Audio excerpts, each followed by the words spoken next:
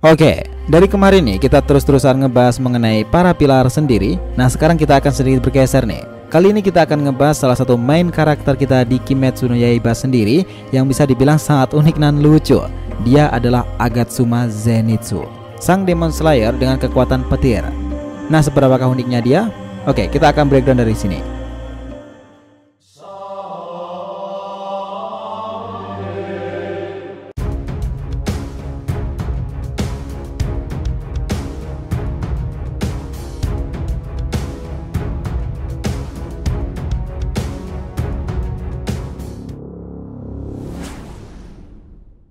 Hai guys, welcome back to the RTV channel.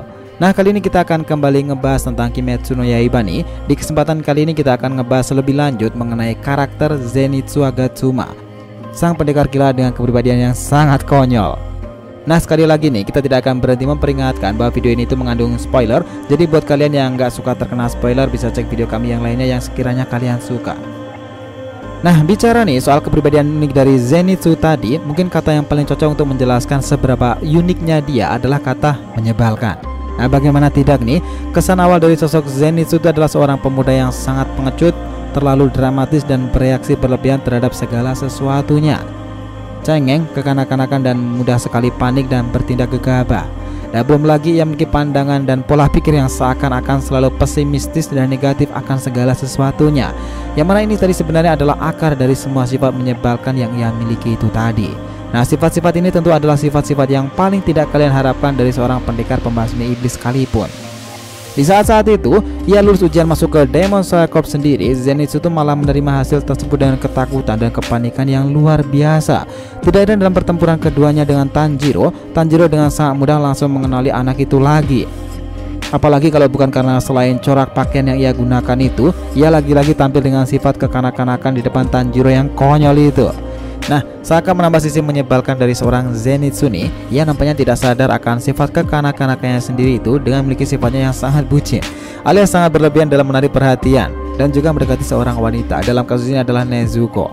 Nah, jelas saja bukan dengan sifatnya yang seperti itu, tentunya wanita siapapun pasti akan sangat risih, bukan? Nah, tapi pada kenyataannya sifat-sifat yang diperlihatkan oleh Zenitsu itu tadi hanya menyembunyikan sisi dirinya yang lebih berbahaya sebagai seorang pendekar pembasmi iblis. Nah, Zenitsu sendiri akan menjadi lain ceritanya jika ia masuk ke mode tertidur. Nah, bagaimana tidak nih, ketika ia tertidur baru nampaklah sosok Zenitsu sebagai seorang pendekar pembasmi iblis dengan kemampuan yang sangat berbahaya, bahkan sangat mematikan, bisa dibilangnya seperti itu. Dan hebatnya lagi, ia melakukan hal itu dengan menguasai satu jenis jurus saja, yaitu jenis pertama, Thunderclap and Flash, atau dalam bahasa Jepangnya Hikereki Isen.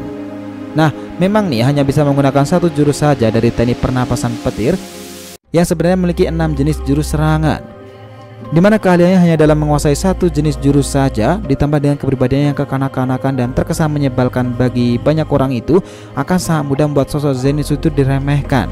Nah, tapi sebenarnya mengenai satu jurus yang ia kuasai itu, Zenitsu adalah seorang jenius dalam jurus tersebut.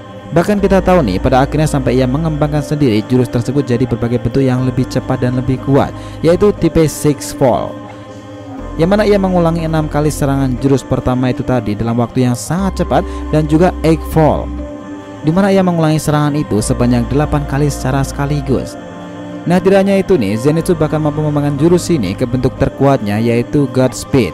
Dalam mode Godspeed ini, kecepatan dari Zenitsu itu ditingkatkan secara luar biasa, bahkan masif. Bahkan dengan menggunakan jurus ini, Zenitsu bisa melukai Kibutsuji Muzan, sang raja iblis, yang pastinya dialah yang terkuat di antara para iblis sendiri.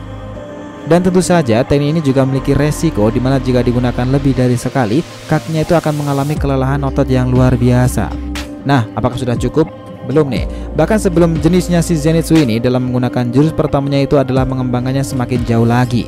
Yang menarik lagi yaitu sampai menciptakan sendiri teknik pernapasan yang ketujuh, yaitu Honoi Kazuchi no Kami, dimana ia akan menggunakan serangan dengan kecepatan berikut daya serangan yang luar biasa.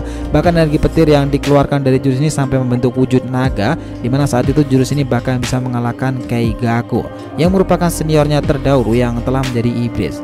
Nah, perlu dicatat di sini, Keigaku adalah pengguna pernapasan petir yang sangat berbakat, dimana ia bisa menggunakan ke-6 jurus dalam teknik pernapasan petir, jika dibandingkan dengan Zenitsu yang hanya bisa menggunakan satu jenis jurus saja. Nah, sifat dan juga keahlian Zenitsu ini semua terlahir dari masa lalunya yang tidak pernah diasuh oleh orang tua, dan juga ini mengakibatkan dirinya terlilit hutang akibat pinjaman uang untuk menarik perhatian seorang wanita. Yang mana ngenesnya nih, ya uangnya itu diambil si wanita tadi. Nah, Zenitsu sendiri ditinggalkan oleh si wanita itu yang mana ia miliki untuk pergi dengan pria lain. Di saat itulah ia bertemu dengan Jigoro Kuwajima, sang mantan Hashira petir yang membayarkan hutangnya itu. Dan Zenitsu pun kemudian menjadi murid dari Jigoro tadi, yang mana Zenitsu memanggilnya dengan sebutan kakek Ji. Nah, di bawah asuhan kakek Ji inilah ia bertemu dengan seniornya yaitu Kaigaku. Namun sayangnya Kaigaku ini bukanlah orang yang baik, di mana ia sering membuli Zenitsu sebagai bawahannya yang lebih lemah dan kekanak-kanakan. Belum cukup dengan membuli Zenitsu nih, Kaigaku juga ternyata tega sampai membuat kakek Ji itu melakukan seppuku karena malu dan bersalah dengan membuat dirinya menjadi seorang iblis, bahkan sampai masuk ke dalam Upper Moon ke-6.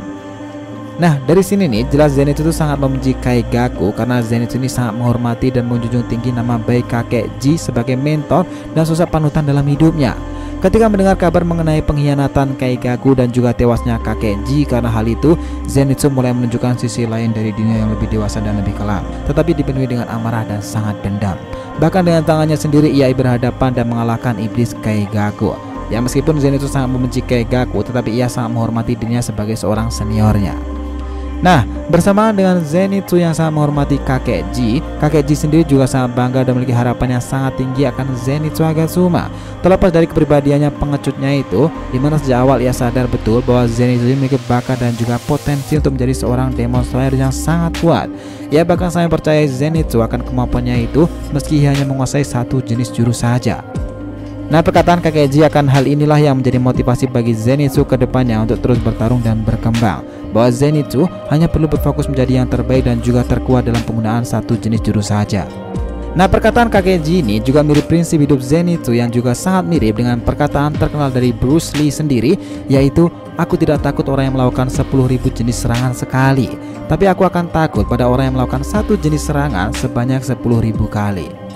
Dan Zenitsu menanggapi betul perkataan ini, karena hanya melalui penguasaan terhadap satu jenis serangan secara spesifik, ia dapat membuktikan dirinya sebagai seorang Demon Slayer yang sangat hebat, sekaligus murid yang bisa dibanggakan oleh gurunya sendiri. Nah, selain prinsip hidup Zenitsu tadi, sosok Zenitsu ini juga mengajari kita untuk jangan dengan mudahnya menilai dan memperlakukan orang lain seenaknya, hanya karena ia tampil lebih lemah atau bahkan lebih bodoh. Nah, bisa saja citra diri yang mereka tampilkan itu tadi hanyalah hal yang terlihat saja, di mana sebenarnya ia menyembunyikan sisi lain dari dirinya yang jauh lebih hebat dari apa yang kita kira. Bukankah itu menarik?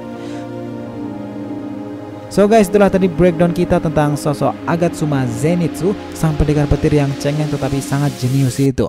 Dan berikut prinsip hidup dan juga pelajaran bagi kita semuanya. Jangan lupa kasih saran di kolom komentar dan subscribe channel ini. Semoga ceritanya itu memberikan informasi dalam tiap pembahasan animenya. Thank you telah menonton konten DRTV and we'll be come back.